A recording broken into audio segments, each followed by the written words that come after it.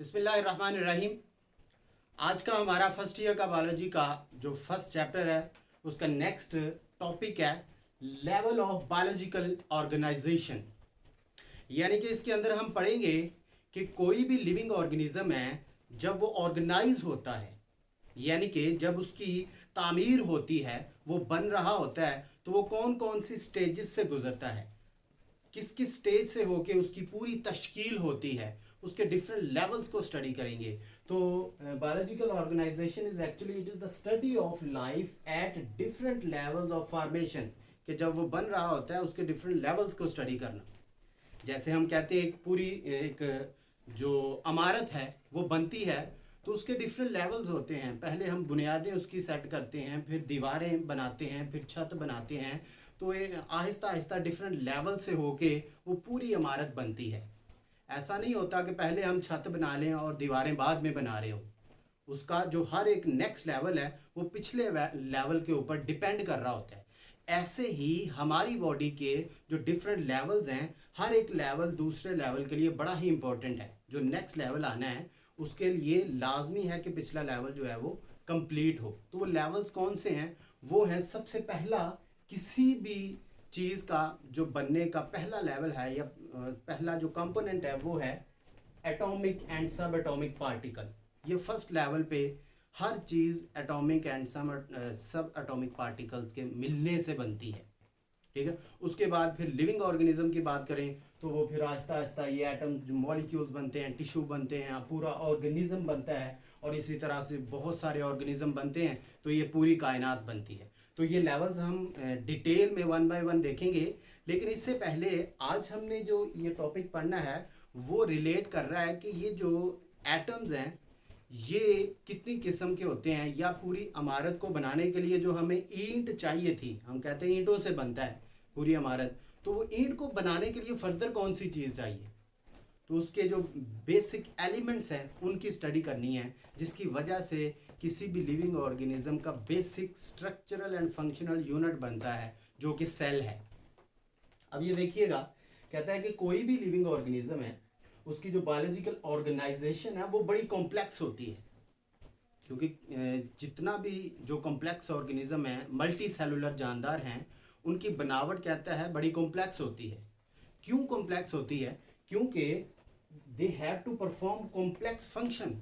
उन्होंने बड़े बड़े कॉम्प्लेक्स काम करने हैं, बड़े बड़े इंपॉर्टेंट काम करने हैं अपनी लाइफ को सस्टेन करने के लिए। लाइक रेस्पिरेशन है, फोटोसिंथेसिस है प्लांट्स में, रिप्रोडक्शन है, ये एक कॉम्प्लेक्स जो फंक्शंस हैं। तो इनके लिए कॉम्प्लेक्स क्या होना चाहिए? प्रॉपर बॉडी की जो ऑर्गेनाइजेशन होनी चाहिए। जैसे हम कहते हैं कि अगर किसी भी इमारत से हमने बड़े बड़े काम लेने हैं तो वो इमारत भी बड़ी होनी चाहिए। फॉर एग्जांपल हज़ारों बच्चों को बिठाने के लिए हमने कॉलेज बनाना है, ठीक है, तो उसके लिए फिर हमने वो सारा सामान भी पूरा करना है जिसके ज़रिए से वो पूरी इमारत बननी है। तो कहता है कि यही वो फंक्शंस हैं जो कि डिफ्रेंशिएट करते हैं किसी भी लिविंग ऑर्गेनिज्म को नॉन लिविंग ऑब्जेक्ट से।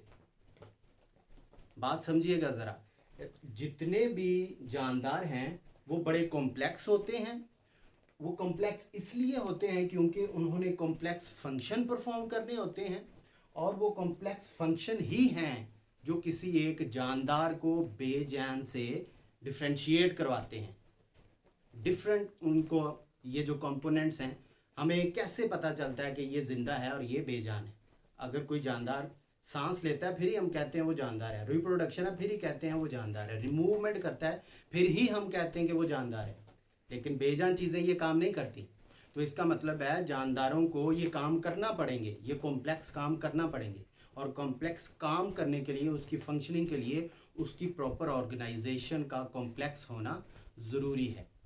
अब हम देखें ये जो कॉम्प्लेक्स फंक्शनिंग है ये सेल लेवल पर कहाँ पर हो रही होती है, तो वो है प्रोटोप्लाज्म। जितने भी जानदार हैं उनके जो सेल है, सेल के अंदर प्रोटोप्लाज्म उसका जो हिस्सा है उसके अंदर ये रिएक्शंस होते हैं, केमिकल जो रिएक्शन होते हैं, और उसके बाद ये प्रॉपर फंक्शनिंग होती है। तो प्रोटोप्लाज्म क्या है? ये बड़ा इंपॉर्टेंट एक क्वेश्चन है, एमडी कैट में भी अक्सर पूछा गया है एंट्री टेस्ट में। प्रोटोप्लाज्म एक्चुअली सेल का वो हिस्सा है जो कि न्यूक्लियस और साइटोप्लाज्म के मिलने से बनता है, या फिर आप कह लें किसी भी सेल की आउटर मेम्ब्रेन जो है, सेल मेम्ब्रेन, उसको अगर अलग कर दे, उसके अंदर वाला जितना भी पार्ट है उसको कलेक्टिवली हम क्या कहेंगे, प्रोटोप्लाज्म। तो डेफिनेटली जितने भी रिएक्शंस होते हैं ये प्रोटोप्लाज्म में ही हो रहे होते हैं, साइटोप्लाज्म में हो रहे होते हैं, ठीक है। प्रोटीन बनना है, हार्मोन्स बनने हैं, जो भी बनना है वो सारा कुछ इसमें बन रहा है। तो ये मेन स्पॉट है किसके लिए, केमिकल रिएक्शंस के लिए और प्रॉपर सेल की फंक्शनिंग के लिए। तो डेफिनेटली अगर केमिकल रिएक्शंस प्रोटोप्लाज्म के अंदर हो रहे हैं तो केमिकल रिएक्शन के लिए एक और चीज चाहिए होती है। What is the need of chemical reaction, chemical element. Reactions को होने के लिए एलिमेंट होना जरूरी है जिन्होंने रिएक्ट करना है एक दूसरे से। तो हमारी इस दुनिया में पाए जाने वाले जितने भी कंपोनेंट्स हैं, जो भी ऑब्जेक्ट आप उठा के देख लें, उसके अंदर कोई ना कोई केमिकल एलिमेंट है, कोई ना कोई एटम है। हम नॉर्मली कहते हैं कि कायनात की हर चीज़ एटम के मिलने से बनी है। और वो एटम अगर पूरी दुनिया में हम देखें कितने हैं, तो टोटली 92 एलिमेंट्स हैं जिसने कायनात का हर जर्रा बनाया है। कायनात की कोई चीज़ उठा के देख लें, उसके अंदर यही 92 एलिमेंट में से कोई ना कोई एक होगा। अभी तो रिसेंट रिसर्च के मुताबिक जो न्यूली डिस्कवर्ड हैं 118 एलिमेंट्स हो गए हैं जो कि मतलब पूरी दुनिया के अंदर पाए जाते हैं, लेकिन नेचुरली अक्रिंग 92 एलिमेंट्स हैं। अब हमें पता है दुनिया को बनाने वाले 92 एलिमेंट्स हैं। दुनिया के अंदर लिविंग थिंग्स भी हैं और नॉन लिविंग थिंग्स भी हैं। तो लिविंग थिंग्स क्योंकि ख़ास हैं, इसका मतलब है ये कोई किसी न किसी ख़ास चीज़ के मिलने से बनते होंगे। तो इन 92 एलिमेंट में से कुछ ऐसे एलिमेंट हैं जो सिर्फ ज़िंदगी बनाते हैं, या फिर आप कह लें जो लिविंग ऑर्गेनिज्म के अंदर मौजूद होते हैं। जितने भी लिविंग ऑर्गेनिज्म हैं उनके अंदर वही एलिमेंट्स होंगे। इसका मतलब वो एलिमेंट ख़ास हैं। 92 में से जो एलिमेंट लाइफ बना रहे हैं वो ख़ास हैं, और वो ख़ास एलिमेंट्स क्या कहलाते हैं, बायो एलिमेंट्स। इसकी एटिमोलॉजी से ही हमें पता चलता है ऐसे एलिमेंट जो कि क्या बना रहे हैं, लाइफ, लिविंग ऑर्गेनिज्म के अंदर पाए जाने वाले elements, element which are found in any living organism, चाहे वो सिंपल जानदार है, चाहे वो कॉम्प्लेक्स जानदार है, यूनिसेलुलर है, मल्टी सेलुलर है, जिस किस्म का भी जानदार है उसके अंदर ये बायो एलिमेंट ही होंगे। सही है। और ये बायो एलिमेंट्स टोटल कितने हैं, 16 एलिमेंट्स आउट ऑफ 92 एलिमेंट दुनिया पूरी बनाते हैं, और पूरी दुनिया में जो लिविंग कंपोनेंट हैं वो कितने बनाते हैं, सिर्फ 16। अब इस 16 की अगर डिवीजन फर्दर करें तो इनकी आगे टाइप्स हैं। कुछ ऐसे एलिमेंट हैं जो मेजर बायो एलिमेंट्स हैं, ज़्यादातर उसके अंदर पाए जाते हैं किसी भी लिविंग ऑर्गेनिज्म में। कुछ माइनर बायो एलिमेंट्स हैं जो थोड़ी क्वांटिटी में पाए जाते हैं। कुछ ट्रेस बायो एलिमेंट्स हैं जो बिल्कुल थोड़ी क्वांटिटी में पाए जाते हैं। जैसे हम कहते हैं कि दीवार है, तो दीवार को बनाने के लिए मेजर चीज़ कौन सी चाहिए, जी बिल्कुल, दीवार के अंदर मेजरली ईंटें लगी हैं, तो ये मेजर इसका कंपोनेंट है। इसी तरह लाइफ के अंदर जो मेजर चीज़ जो ज़िंदगी को बना रही वो कौन कौन से एलिमेंट्स हैं।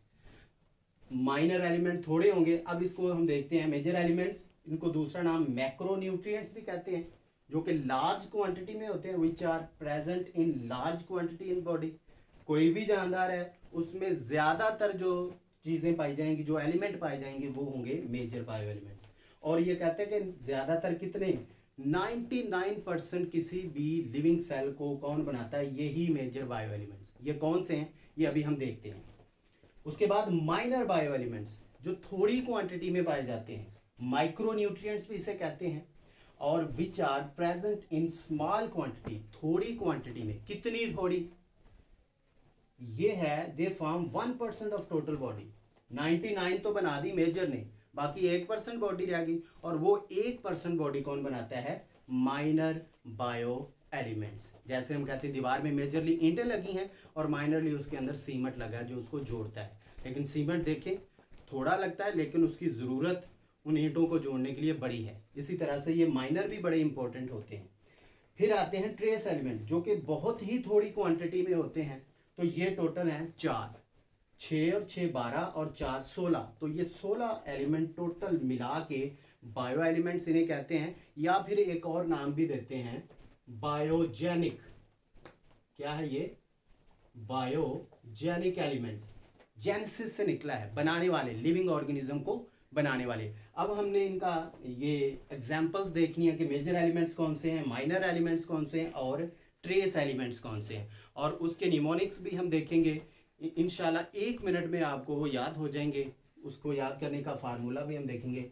एग्जाम्पल्स है पहले मेजर एलिमेंट की, जो 99% बॉडी बनाते हैं, उसकी एग्जाम्पल में सबसे पहले आ जाता है ऑक्सीजन, जो कि 65% है। एमसीक्यूज के लिए ये परसेंटेज आपको याद होना जरूरी है। ऑक्सीजन 65%, उसके बाद है कार्बन 18%, नेक्स्ट है हाइड्रोजन 10% है, नाइट्रोजन 3%, कैल्शियम जो है वो 2% और फास्फोरस जो है वो कितने परसेंट है, 1%। तो ये टोटल कितने हो गए, 6, जो मेजरली किसी भी लिविंग ऑर्गेनिज्म में पाए जाते हैं। अब इन 6 को इसी तरतीब से याद रखने के लिए आपने ये फार्मूला याद रखना है, ओचन कैप। ये क्या है, ओचन कैप। ओचन कैप में ये देखें, O for oxygen, C for carbon, H for hydrogen, N for nitrogen, Ca for calcium और P फॉर फास्फोरस। ओचन कैप से आपको ये 6 मेजर एलिमेंट्स याद रहेंगे।